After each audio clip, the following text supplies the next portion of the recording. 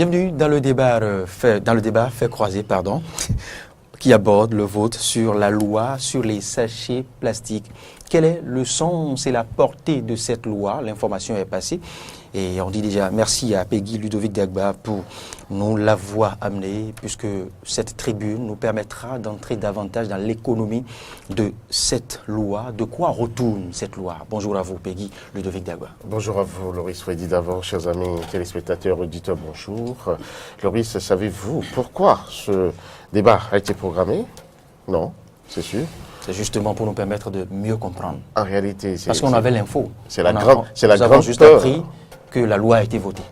C'est la grande peur au ventre des Béninois qui nous a amenés à programmer ce débat. Parce que nombreux sont les Béninois qui se posent des questions. Vous savez très bien. Parce qu'on s'en va supprimer une partie de leur glacier. Voilà. Le sachet fait partie intégrante de la vie nationale aujourd'hui. C'est rentré dans les habitudes et les gens ne voient pas comment ils peuvent se passer en fait, de cet outil qui, ma foi, est devenu, on va dire, leur vie, tout simplement, leur respiration.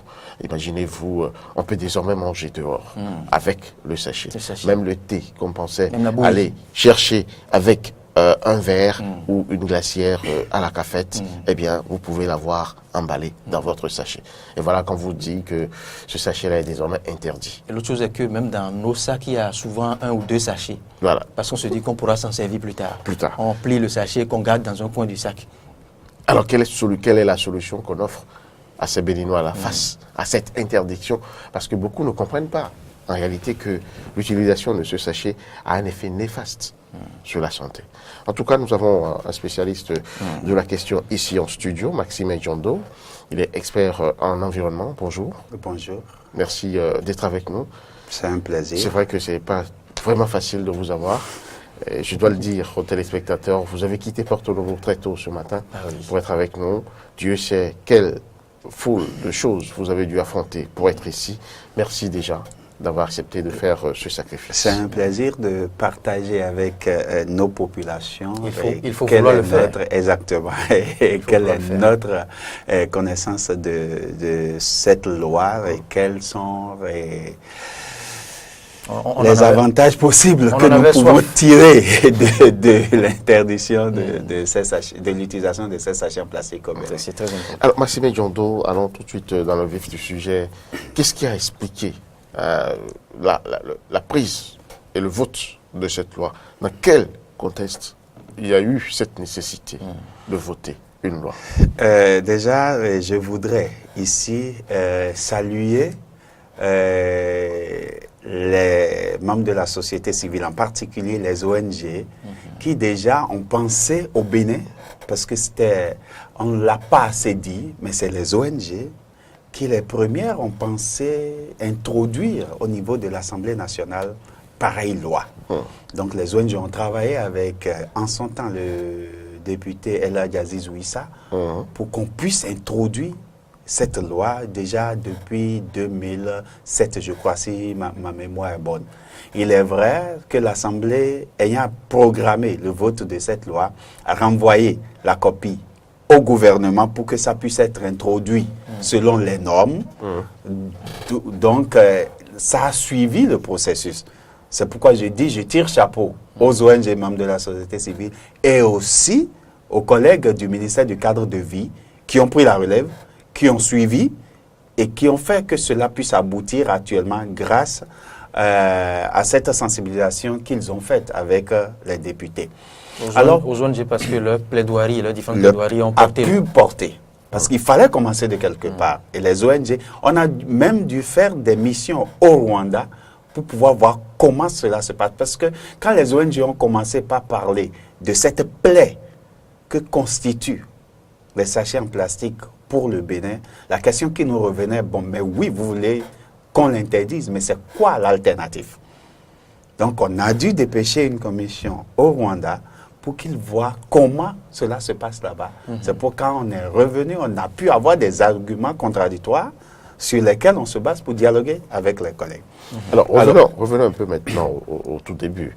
Dites-nous, vous avez dit, c'est une plaie, l'utilisation des sachets plastiques. En quoi cette utilisation des sachets plastiques constitue une plaie? Il faut l'expliquer. Déjà, si nous prenons dans le monde. Vous savez, l'une des manifestations visibles de la pollution des sachets, pas non seulement des sachets en plastique, du plastique, c'est nos océans. Les océans ont plus, disons, environ 200 millions d'années. Le plastique n'a que 60 ans, théoriquement. L'utilisation du plastique a pris ces dernières 60 années. Mais quand vous voyez comment est-ce que les plastiques polluent nos océans, c'est grave. Et en plus, Comment vous voyez tout, il y a, je crois, au niveau du Pacifique, vous voyez une immense couverture de plastique D'accord. au-dessus du Pacifique D'accord. et qui dérive. Et ça, ce n'est que, selon les scientifiques, 10% de ce qui a été rejeté dans les océans, parce que c'est dit que 90% ont été immergés et qui ont pollué les océans. La nappe. Et c'est les baleines D'accord. en ingurgitent, les tortues en ingurgitent, les gros mammifères marins en ingurgitent et se polluent et échouent. Maintenant, venons tout près de nous ici, au Bénin. La berge lagunaire de Dantopa. Même avant d'en venir à la berge lagunaire de Dantopa qui constitue une plaie visible. Avant, quand nous avons parlé de l'introduction de cette loi, quand nous quittons Porto Novo pour Cotonou, regardez à chaque carrefour. Vous voyez autour de ces carrefours que des points noirs. Tout autour de ces carrefours. Il est vrai que maintenant, ils ont commencé par aménager ces carrefours, donc ça a disparu un peu. Oui. Mais l'idée est germée quand nous avons commencé par voir que le visiteur qui vient à Cotonou et qui quitte Cotonou pour Porto Novo et qui traverse chaque quartier de Cotonou, arrivé à un carrefour, puisque le sachet est tellement léger et transporté par le vent, agglutiné autour de ces carrefours, vous voyez des couleurs blanc, noir, tout autour de ces carrefours. Et ça faisait une pollution visible vraiment dangereuse. Maintenant, pour la pollution directe, vous savez, le sachet est fait de polyéthylène. Et souvent, pour la santé, c'est à base de pétrole. Donc, c'est un des dérivés du pétrole. C'est un des dérivés du pétrole. Pour pouvoir le faire, nous, l'utilisation commune que fait nos populations, c'est qu'on y met de la cassa chauffée, de la sauce chauffée, et plus grave encore, de l'huile. Et quand on arrive à la maison, on plonge le sachet directement dans la poêle pour faire fondre le sachet. Tout ceci a des interactions. Ça fait plus court, plus rapide. Voilà. Est-ce que vous accepterez voir directement du pétrole et en boire? Jamais. Mais sans le savoir, c'est ce que vous il y a consommez. eu des interactions. Directement, quand vous prenez de la cassa emballée dans du sachet, quand vous prenez toute cette nourriture emballée dans du sachet, c'est déjà grave pour la santé. Maintenant, pour la pollution visible encore, vous dites, la berge lagunaire, c'est grave ce qui se passe. C'est dangereux. C'est dangereux. Parce que quoi? Vous voyez, la majorité de ces sachets sont immergés. Et le lac Nokoué, cette berge lagunaire, c'est ce que nous appelons la lagune de Cotonou, est directement connectée au lac Nokoué. Et c'est le lac Nokoué qui nourrit le Bénin en poissons, en crustacés. Et tous ces poissons sont contaminés par ça. C'est dangereux ce qui se passe à Dantopa, si vous voyez, parce que on a fait des films, on a pris des vidéos. Vous voyez de ces ramasseurs d'ordures et même des camions bernes qui viennent déverser et qu'ils entassent toujours pour gagner de la place sur le plan d'eau. C'est inadmissible. Même là, c'est interdit. C'est une manière de fermer. Nous avons une loi au Bénin qui interdit l'occupation des berges sur 25 à 30 mètres.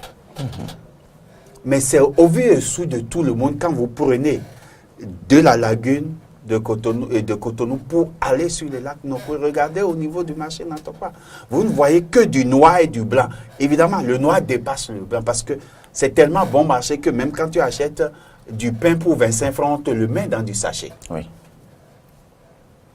on te le met dans du sachet. Donc, tout ça est devenu une pollution vraiment visible. Parce que imaginez-vous, le sachet est tellement léger qu'il a une durée de vie minimum de 100 ans et maximum de 400 ans. Wow. Quand vous le déposez là, Un sachet qui est produit aujourd'hui un sachet qui est pourrait se produit retrouver encore présent dans 400 ans. 400 ans. Wow, Quand vous le déposez là, et qu'il n'y ait pas de vent qui le déplace, et qu'il n'y ait rien qui le déplace, qu'il est là, le minimum de temps qu'il a pour commencer par s'auto-détruire, c'est 100 ans, et il mettra 400 ans. Et pendant qu'il est là, il étouffe tout ce qui est en bas de lui, parce qu'il ne laisse pas passer la lumière, pour qu'il y ait la photosynthèse, pour qu'il y ait d'autres modifications chimiques, pour que la terre sur laquelle il est puisse respirer. Et il en est de même sur l'eau. Quand vous les voyez couvrir la surface d'eau, ça ne laisse pas passer la lumière. Tant que la lumière ne passe pas, ça modifie l'écosystème. Donc ça modifie tout ce qui est en bas comme biologie de cet écosystème. C'est pourquoi nous avons pensé qu'il était vraiment opportun que le Bénin, qui n'est pas, dont l'initiative ne vient pas est nihilo, puisse suivre le pas à d'autres pays africains, le Sénégal, la Tanzanie, le Rwanda et plein d'autres, pour qu'on puisse vraiment assainir. C'est déjà pour notre propre santé et ensuite pour éviter la pollution visuelle. Alors, ce que je m'en vais chercher à savoir, c'est quand même pourquoi ça ne fait pas légion les États qui, franchement, s'engagent dans cette lutte. Beaucoup de pays ne comprennent pas l'intérêt ou c'est encore la mafia qui continue de forcer à ce niveau? Non, il faut dire, au fait, chaque pays a sa spécificité de l'usage des sachets en plastique. Nous, nous en sommes passés maîtres. Comme toujours. Comment tous ces pays autour du grand voisin du Nigeria, où la fabrication se fait aisément, nous sommes passés maîtres parce que le coût d'achat est tellement dérisoire. Il y a d'autres pays qui n'ont pas encore pensé à l'utiliser parce que ce n'est pas devenu si polluant physiquement. Chez eux. Parce que l'usage n'est pas encore devenu une habitude des populations qui continuent, et ça j'aime bien le dire, qui continuent d'être de véritables Africains qui sortent avec leur sac en toile de jute, qu'ils remplissent, qu'ils reviennent à la maison, qui est réutilisable. Monsieur Diondo, ce n'est pas pour disculper les citoyens, mais est-ce parce que la population ou les citoyens n'ont pas autre alternative? Non, ce n'est pas parce qu'elles n'avaient pas, je parle de cette population, autre alternative, mais c'est parce que c'est devenu tellement bon marché et c'est devenu Est-ce que le coût seul justifie l'usage?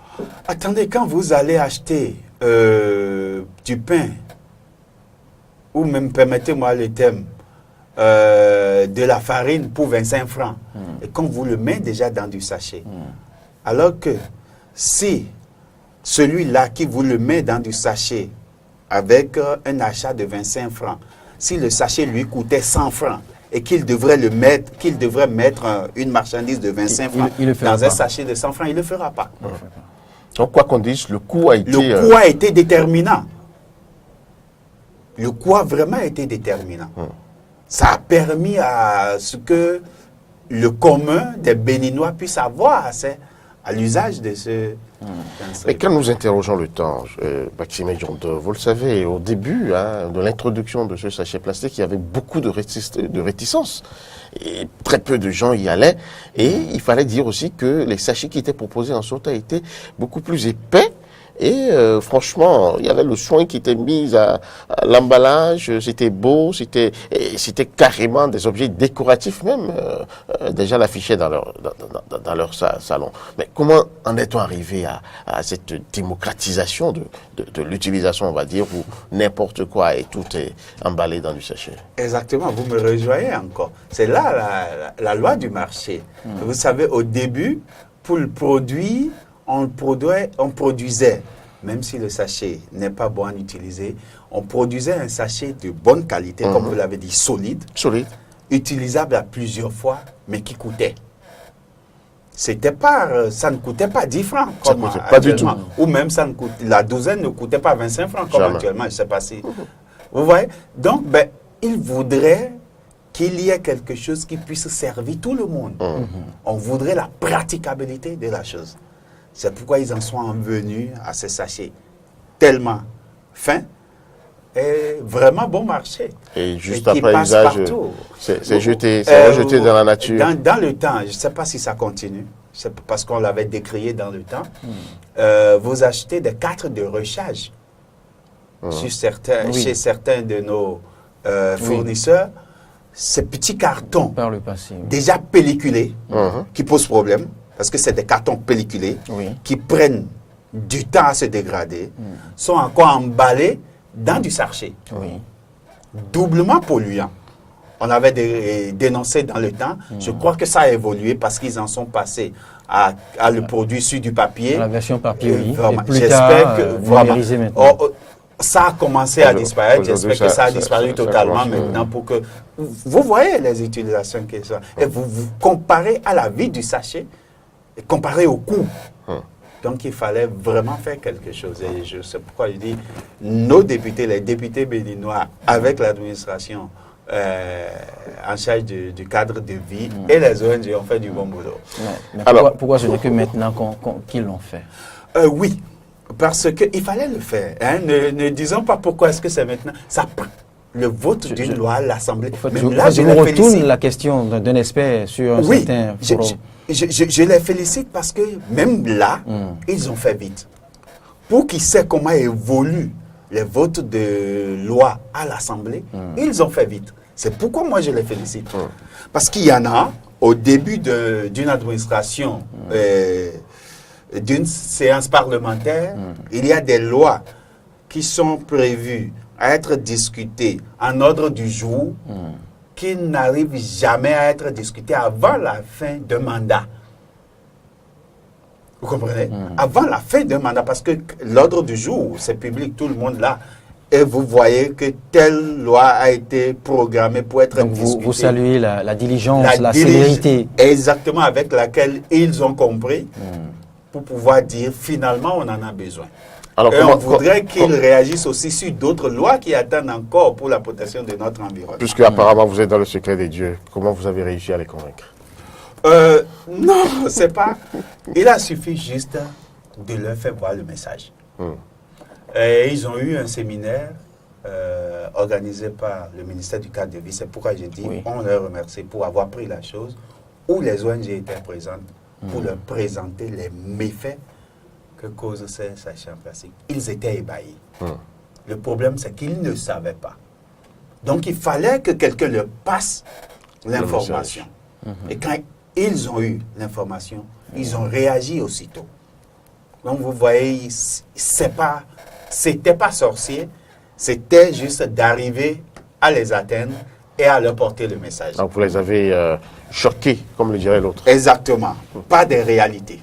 Et ils ont vu, parce que c'était des films, c'était pas que des résultats scientifiques. On leur a montré des images du Bénin, des conséquences de la dégradation de l'environnement par rapport aux sachets en plastique au Bénin. Et ils ont compris le message et ils ont réagi. Oui. Alors, la loi a été votée. Quel est le contenu? La loi intitulée Interdiction de production, d'importation, de commercialisation, de distribution et la partie la plus importante, d'utilisation. À quelque part, on a parlé de détention aussi. Oui, c'est ça. Parce que Tout est exclu. Parce que, au fait, là, on parle directement à nous, individus. Qui c'est qui a fait la formulation? C'est les ONG ou c'est les députés? Non, Parce que si la formulation n'était pas... C'est les techniciens. Elle a été complète, précise. chacun pouvait se... On peut pas jouer avec ça. Ouais. Il n'y a pas moyen. Hein? Non, vous savez, quand On ça pouvait, va à l'Assemblée... on pouvait se dire que ça n'intéresse que, ça ne concerne que les gros importateurs. Non, il fallait qu'on fasse attention et qu'on mette le tout ensemble pour que cette loi soit complète. Hein, donc, et quand ça va à l'Assemblée, même au sein de l'Assemblée, ils ont les techniciens qu'ils appellent pouvoir et ils ont leur amendement. Donc, ça a été l'apport de tout le monde. Donc, ça a été interdit, la production, l'importation, la commercialisation, la distribution et l'utilisation. L'utilisation, qui est-ce qui en fait l'utilisation? C'est nous. C'est les populations. C'est vous et moi. Donc, ça voudrait dire que, comme l'a dit la loi, à partir de sa signature, ceux qui en détiennent encore ont 6 mois pour le couler et pour le faire disparaître. Après ça, tous ceux qui détiendraient ou utiliseraient des sachets en plastique tombent sous le coup de la loi. Et les pénalités sont prévues directement par la loi. C'est-à-dire qu'on ne va même plus attendre les décrets d'application puisque les pénalités sont déjà prévues par la loi pour punir. Hein? Donc, normalement, d'ici 6 mois, on ne devrait plus avoir dans nos rues. On va compter octobre, novembre, décembre, janvier, février, mars. Donc, dès mars prochain, toute personne qui serait surprise, même avec un sachet en plastique, en main simplement, en main, parce que c'est ça l'utilisation. Est-ce que ce préavis n'est pas trop court? Non, je trouve que c'est largement suffisant. 6 mois. Ce n'est pas largement suffisant pour débarrasser nos sols, nos écosystèmes de la pollution déjà existante. Mais c'est largement suffisant pour démarcher pour nos donner différents aux marchés. Exactement. Parce qu'en 6 mois, vous pouvez écouler ce que vous avez. Hein, si vous n'en importez plus. Non, mais là, il y a une confusion. Yeah. Hein, vous donnez du temps à ceux qui ont du stock pour l'écouler. Vous interdisez en même temps l'utilisation. S'ils en écoulent, ce serait dans la maison. L'utilisation aussi est interdite après 6 mois. Non, en fait, vous avez 6 mois pour commercialiser ce que vous avez actuellement en stock pour que les autres l'utilisent. Oui, mais c'est après 6 mois. On les aurait dans nos maisons. Après 6 mois, ce qui est dans vos maisons, vous le cachez. Ah, vous le cachez, vous ne l'utilisez pas. Vous ne l'utilisez pas. Parce que si on le retrouve chez vous, on n'a pas la date d'achat chez le. Donc, on suppose que vous l'utilisez. La loi dit l'utilisation. Interdite. Interdite. Donc, si on le voit sur vous, c'est que vous tombez sous le coup de la loi. Vous serez verbalisé. Donc, commercialisation et consommation. Attendez, commercialisation, là, les douaniers s'en chargent. Est-ce que la loi a prévu comment détruire ou comment recycler les cargaisons, plusieurs dizaines de conteneurs? Exactement. Tout ça a été laissé aux soins du ministère en charge du cadre de vie pour prendre les dispositions pratiques pour que tout ce qui va rester après ces 6 mois soit saisi et détruit. La loi l'a dit aussi. Soit saisi et détruit. Et il y a des techniciens au sein du ministère du cadre de vie, à l'ABE, l'Agence béninoise pour l'environnement, pour pouvoir savoir quelles sont les méthodes adéquates pour pouvoir détruire ces sachets-là. Et là, vous pensez que le mécanisme pourra être trouvé pour qu'on en arrive là, réellement? Absolument. Parce que nous allons jouer notre rôle de veille citoyenne. Parce que notre rôle, c'est de débarrasser nos écosystèmes de cette pollution. Et pour en débarrasser, si on n'en importe plus, on va réfléchir à débarrasser les sols, les plans d'eau de ce qui existe déjà. Ça prendra le temps que ça prendra, peut-être ces 400 ans, mais on n'en trouvera plus après. Au moins déjà dans les comportements, dans les habitudes. Dans les habitudes, il faudrait que... Parce que dans la même loi, c'est prévu l'utilisation de tout ce qui peut être sac dégradable. Pas seulement biodégradable. Nous, en tant qu'ONG, nous proposons que ce soit les biodégradables. Mais il est dit, toute utilisation de sacs plastiques dégradables est fortement encouragée. Ce qui fait que ceux qui disent qu'on est en train de fermer des portes à certains commerçants, on donne plutôt beaucoup d'opportunités et d'innovation à nos jeunes. Mais qui ne sont pas forcément les mêmes. Ah ben, ils peuvent s'adapter s'ils ont déjà la machine. S'ils ont déjà la superstructure pour la fabrication des sachets en plastique et actuellement en polyestyrène. La technologie existe actuellement pour fabriquer des sacs dégradables. Oui, mais c'est seulement le coût. Ce ne serait plus la même technologie. Ça va demander plus d'investissement afin d'acquérir la nouvelle technologie. Pour parler terre à terre, comme le ferait tout bon béninois, ils ont passé assez de temps pour se faire d'argent qu'ils pourraient investir maintenant dans leur commerce pour rebondir. Alors, l'autre question importante à laquelle s'attendent les auditeurs, les téléspectateurs qui nous suivent, c'est la solution palliative, le remplacement. Oui. Quelle est la solution qui s'offre à ces populations qui, franchement, se sont désormais, comment dirais-je, attachées à l'utilisation de ces sachets plastiques? Oui. Je dirais... Personne ne va quand même pas demander à nos mamans, toujours pour renchérir ce que vient de dire Peggy Dagba, d'aller désormais faire leurs emplettes dans du pain. non, pas dans du pain, mais qu'est-ce qui se faisait avant l'introduction des sachets en plastique? C'est tout simple. Le sac de jute. Le pain, avant d'aller acheter du pain, on donnait un torchon à nos enfants. On avait un sac à pain aussi. C'est vrai. Et les parents précisaient on même. avait tout. Et dites-vous bien, c'est plus économique parce que c'est réutilisable. Oui. Tout à fait. C'est réutilisable parce que c'est plus économique pour nous. Pour aller au marché, nous avons de grands sacs, nous avons les raffias. Au Bénin, je parle du Bénin, nous avons tout pour fabriquer un grand nombre de sacs divers, dégradables, mais pas et aussi économiques. On allait au marché avec des paniers. Mais la technologie a évolué maintenant pour que ce ne soit plus que des paniers. Dites-vous que sur nos plans d'eau, nos femmes transforment la jacinthe d'eau qui cause un problème pour nous actuellement en sac transportable. Déjà. Légère, vous pouvez. Et c'est du design.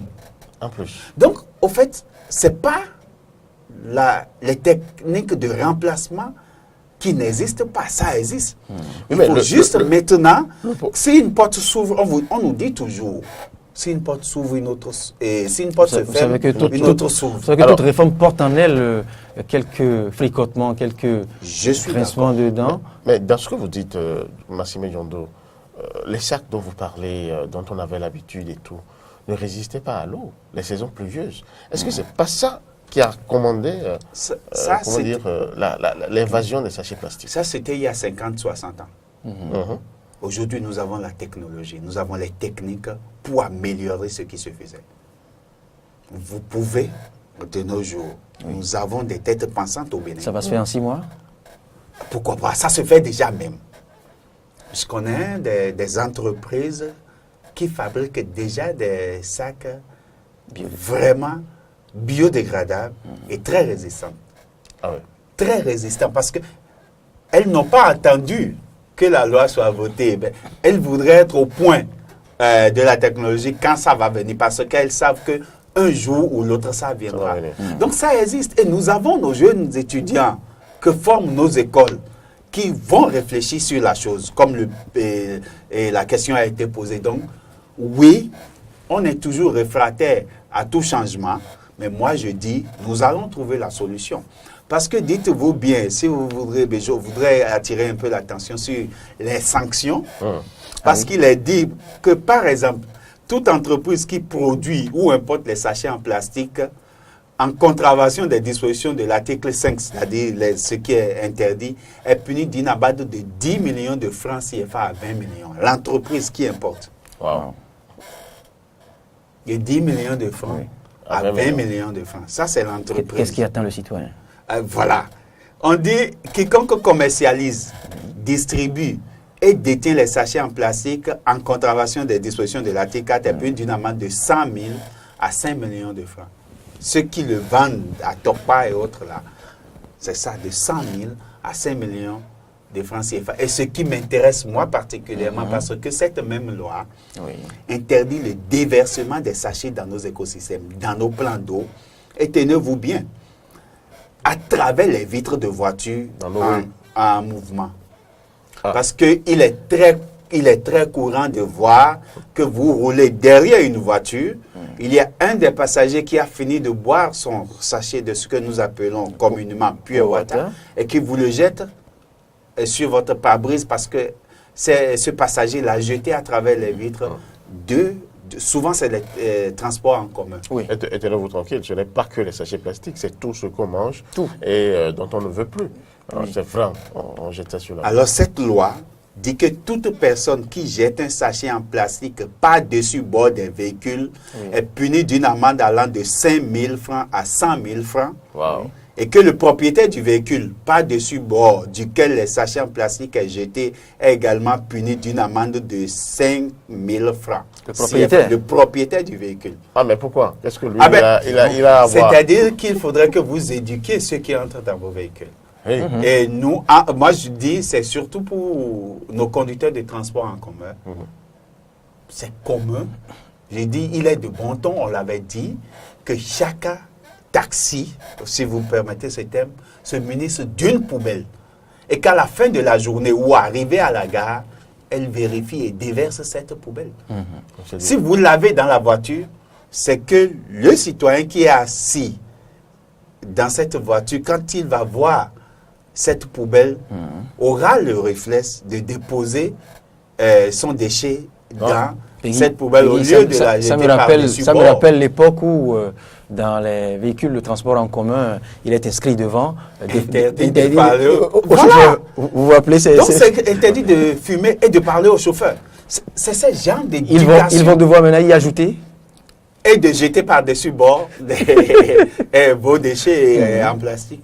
Parce que c'est inadmissible que les communes dépensent des sommes astronomiques pour nettoyer les rues et qu'à chaque fois, les citoyens, avec ce simple geste, continuent de polluer les rues.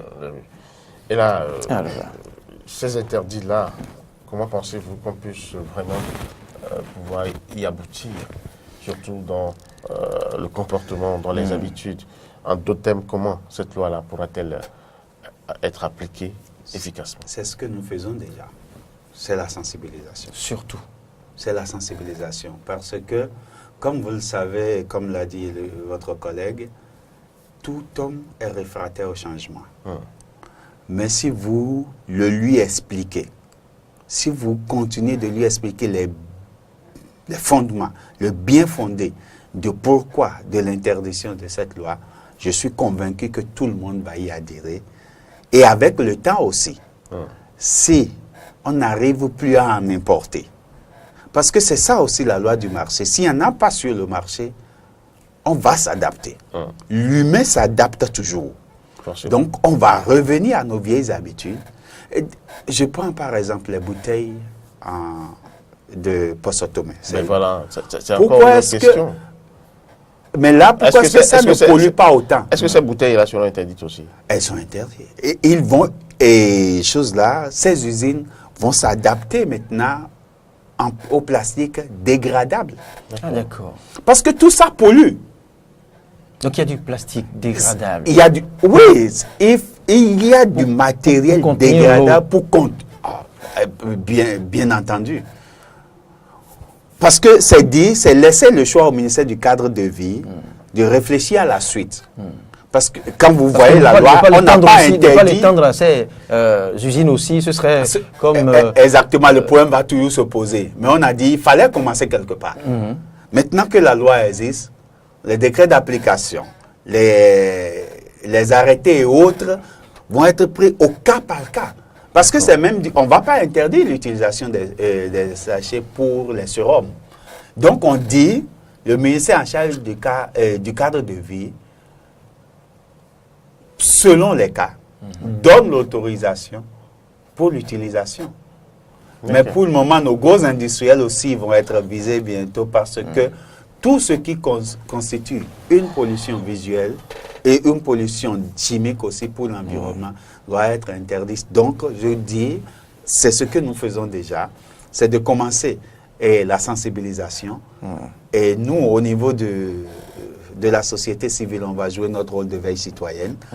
On va, comme on le dit, marquer les dirigeants à la culotte pour que cette loi que nous nous sommes donnée puisse être respectée à partir de 6 mois. Puisse être applicable aussi Absolument, à d'autres types parce de structures. que, déjà, moi je dis, avec cette loi, on n'a pas besoin, c'est-à-dire l'agent assermenté n'a pas besoin de décret d'application. Je ne suis pas juriste, mais d'après ce que je lis de cette loi, l'agent assermenté, après ces 6 mois, n'a pas besoin de décret d'application ou d'arrêté ou quoi que ce soit pour commencer par appliquer cette loi. Il faudra quand même organiser la chose. Sinon, attendez. N'importe quel agent assermenté La loi a été... va s'attaquer à n'importe qui dans la rue et c'est l'ordre public qui sera... N'importe quel agent assermenté ne va pas s'attaquer à n'importe quel agent public. C'est dit, si vous détenez un sachet, ça voudrait dire que vous êtes hors la loi en ce moment-là. La réussite de l'application de cette loi réside dans la sensibilisation. La sensibilisation. Oui, l'information. Exactement, et c'est ce que nous avons commencé, nous, au niveau de la société civile. Et nous demandons aussi, au niveau des collègues du ministère du cadre de vie, de continuer cette sensibilisation, parce qu'il n'est pas dit que nous avons encouragé au niveau de la société civile, au niveau du ministère, au niveau du gouvernement, tous ensemble, que nous avons encouragé une loi pour persécuter la population. Mais non, nous avons plutôt pensé à la santé de nos populations à travers la sauvegarde des écosystèmes. Ce que vous avez compris, les intellectuels ont compris, mais est-ce que nos mamans dans les différents marchés ont compris la pertinence? Donc il va falloir opter pour le langage qu'il faut. Exactement. Pour le leur dit. Et nous allons jouer notre partition dans ce cas-là. Voilà, merci à vous Maxime Diondo. Je rappelle, vous êtes expert en environnement. Vous étiez avec nous pour mieux comprendre la loi votée sur les sachets plastiques et qui prohibe désormais la production, la distribution, la commercialisation et même l'utilisation du sachet plastique. Il a dit, lorsqu'on va vous surprendre après 6 mois, avec juste un sachet en main, c'est que vous êtes passible des sanctions prévues par cette loi. Merci à chacun et à tous de nous avoir suivis. Même si vous avez avec un sachet, on pourra vous arrêter. Ce qu'on va souhaiter simplement, c'est que la sensibilisation puisse vraiment être menée comme cela se doit dans toutes les langues et sur toute l'étendue du territoire national pour leur permettre à ces populations de comprendre le bien fondé de cette loi. Parce qu'il ne s'agit pas forcément de sanctionner pour sanctionner. Si l'individu comprend le bien de la chose, eh bien c'est naturel qu'il se comporte comme on lui demande. C'est vrai. Merci. Nous jouons déjà notre partition. Déjà. Il revient aux plus hautes instances du ministère du cadre de vie d'opter pour la communication, l'information, la sensibilisation, pour que chacun puisse comprendre. Parce que je l'ai dit, vous, Peggy, vous avez compris la pertinence. Mais je ne pense pas que la maman qui vend le poisson, Déjà, le petit marché de mon village. Et ça, c'est une petite anecdote. Il y a un coin pas loin d'ici, en tout cas, où je vais souvent me restaurer. Et il y avait vous n'êtes pas le seul. Il y avait une émission qui passait et qui, justement, parlait un peu de sujets dont nous avons connu sur cette émission. Oui. Et la dame qui dit, voilà, je vais prendre mon téléphone et je vais appeler sur cette émission-là et déverser ma pile, déverser ma colère. Parce que eux, ils restent là-bas, ils prennent les lois, ils ne savent pas ce que nous on vit ici. On nous demande de nous séparer des sachets plastiques. Mais qu'est-ce que nous allons faire? Et j'ai dû user de persuasion, d'explication. Je vous assure que 5 minutes après, je dis, ah, c'était ça. C'est surtout pour notre propre santé. Je crois que tout ce qu'on pourra faire pour arriver à préserver notre santé, je crois que les populations vont comprendre. Juste pour terminer, pour dire qu'au fait, nous n'avons pas encore la dernière monture de la loi signée. Ça, c'est ce qui a été introduit à l'Assemblée. Peut-être que même quand la dernière monture sera encore plus sévère. Qui sait? Mais ça, c'est ce qui a été introduit. Merci et bonne journée à vous. Bonne journée à Peggy Ludovic Diagba.